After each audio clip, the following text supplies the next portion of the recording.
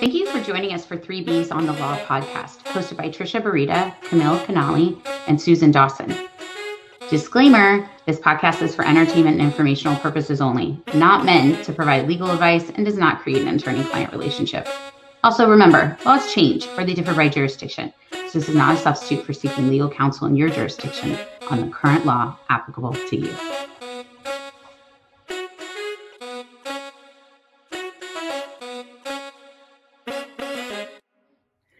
Hi, everybody, and welcome back to 3Bs on the Law.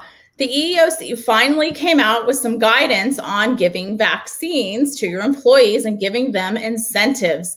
And so I know we've talked about this, and in our last podcast, when we talked about this issue, we kind of were like, we don't know what the answer is. We don't know. Well, now we know a little bit more. We still don't have all the answers, but at least we can provide y'all with a little bit better guidance. And so, Trisha, I know one of the questions that was asked that we didn't have clear guidance on was whether or not an employer could ask for documentation that an employee had received a vaccine.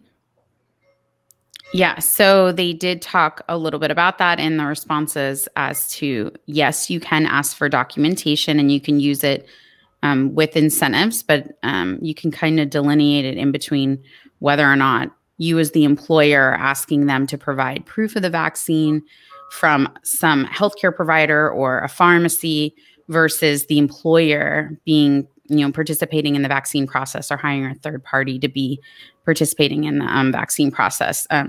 If it's the employer and a third party that they hire, you can still offer an incentive. You just have to be careful. They don't define this very well. I mean, what do you think, Susan?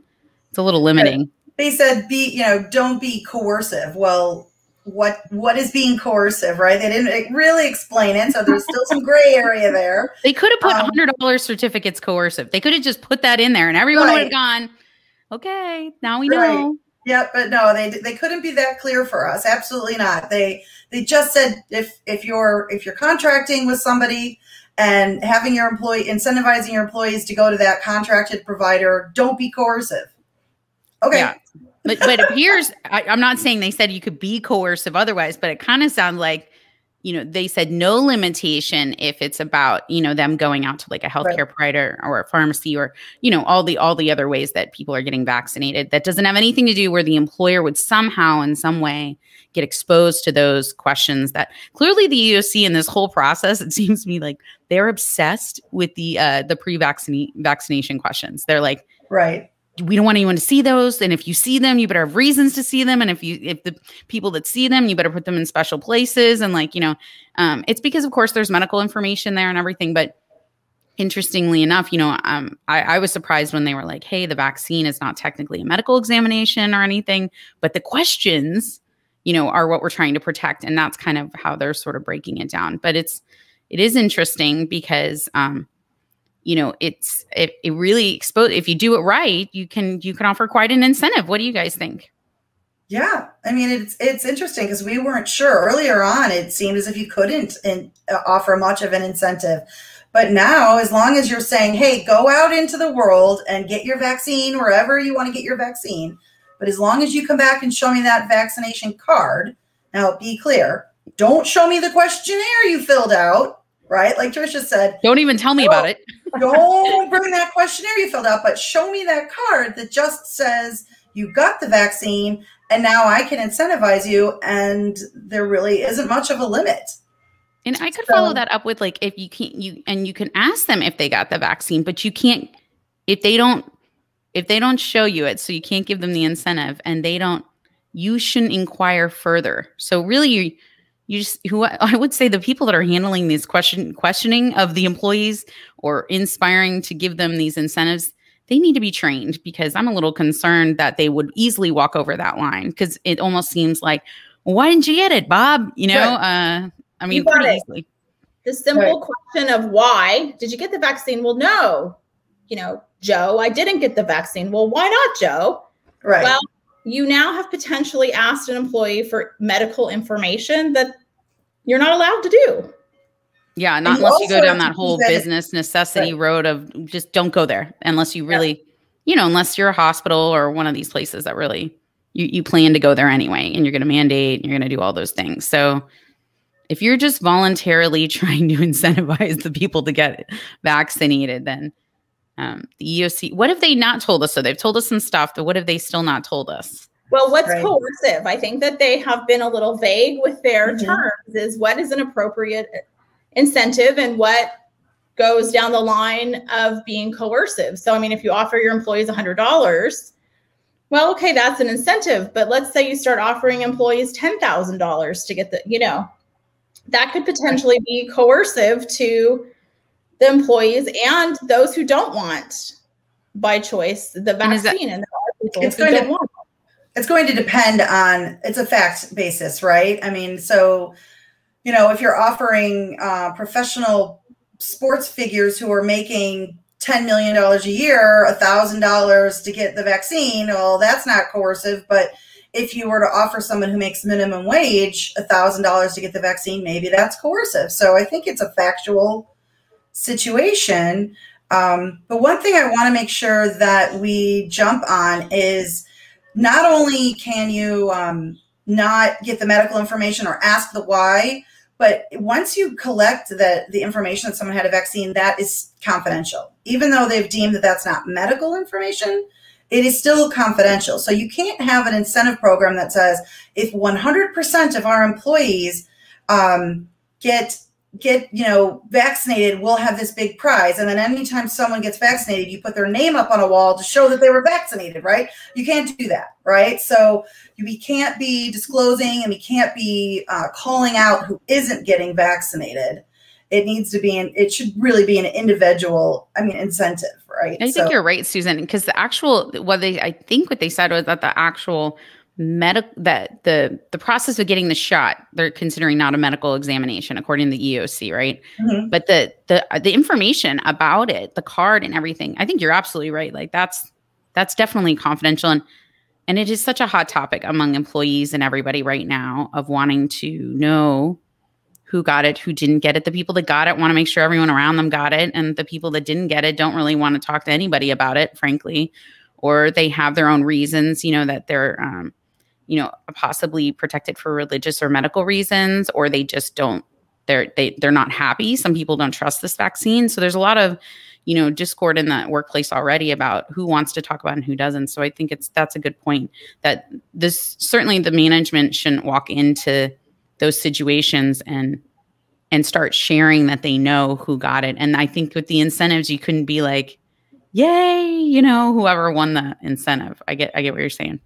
Yeah, and I think it's going to be interesting once the CDC updates the mask protocols and whether or not people who are not vaccinated have to wear a mask, whereas those who don't, I just messed that up, didn't I? Whereas those who are vaccinated don't have to wear a mask, and those who are not vaccinated have to continue to mask at places of work. And I think it's going to be interesting to see what OSHA comes out with, as well as, a lot of these governmental agencies, because that is also really going to differentiate who is vaccinated and who is not vaccinated in an employment setting. So I think that's going to be kind of the next really interesting development that we're going to see shortly.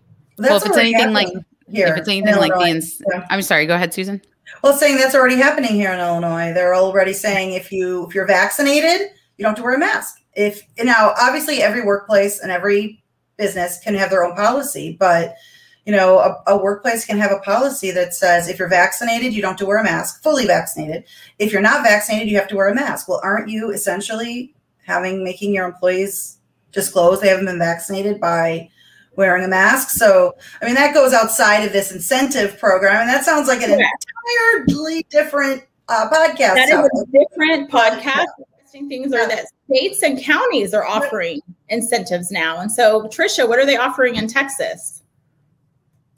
Some of the cities have decided to start offering some things. So like Dallas has offered, I think, to get people vaccinated, something related like the Clippers games. And then like Houston, they've got some incentive programs going on, but it's really city-based here, mostly from, of course, the governor is encouraging people to do it, but it's not it's not a lottery like it is in some places. Yeah. What about the lottery yet? Like California, right? What do you got going on, Camille? Well, so the governor announced earlier this week, there's $15 million in prizes, and there's going to be a drawing. So people who have at least had their first vaccine by June 15th, there will be 10 $1.5 million winners. And then there's a bunch of smaller incentives that they have got going on from the California government. So that's going to be interesting to see how those lotto winners are actually chosen. And what about Illinois? I know you were saying, Susan, before we got started, that there's some incentives. Yeah, both Illinois and Wisconsin are offering incentives here, and they all vary. In Illinois, we're releasing new incentive programs all the time, anywhere from get a free drink to entered into a lottery to go to Six Flags. Same thing up in Wisconsin. Different businesses are offering incentives. It's interesting. I was reading an article that New Jersey has a program, a shot and a beer, that once you get your shot, you can go to participating breweries and get a beer. I love that name, shot and a beer. So there's some, what I read, Krispy Kreme was giving out free donuts. Just lots of interesting vaccinations. Oh, Detroit was the most exciting one. I don't live in Detroit, so I hope this article is correct. But you get paid $50 for driving someone to get their vaccination. Oh, that's awesome. That's actually a great program. Yeah, to encourage people to help transport people to vaccination sites that wouldn't otherwise have transportation. So lots of interesting incentive programs out there. Yeah, there's this whole concern that you're creating the people that got vaccinated versus all the people that didn't. So, I think employers may want to think, now that we've seen the little guidance we have, I think the one thing we haven't heard is what they would like you to do about all the people that can't get vaccinated if they have, especially they're either choosing not to, or they have, these protections, the medical or religious protections. And should you give them some way for them to get an incentive? So they haven't spoke about it. We didn't hear about that. I was expecting to see that in this guidance. So I was a little disappointed. I think they knew that people wanted to know it and they didn't know what to say or whatever. Or we'll see it, we'll see at the end of this year when everyone is basically vaccinated or not. So, and employers have done what they've done. But I would have liked to have seen a little bit of sensitivity, considering it's the EEOC, about how they expect employers to handle that. Because I think that is going to be a little tricky in the actual workplace itself. Yep. I agree. All right, ladies, as usual, this was a great conversation. Thank you so much for joining us on this episode of 3Bs on the Law. Thank you for joining us on today's podcast of 3Bs on the Law.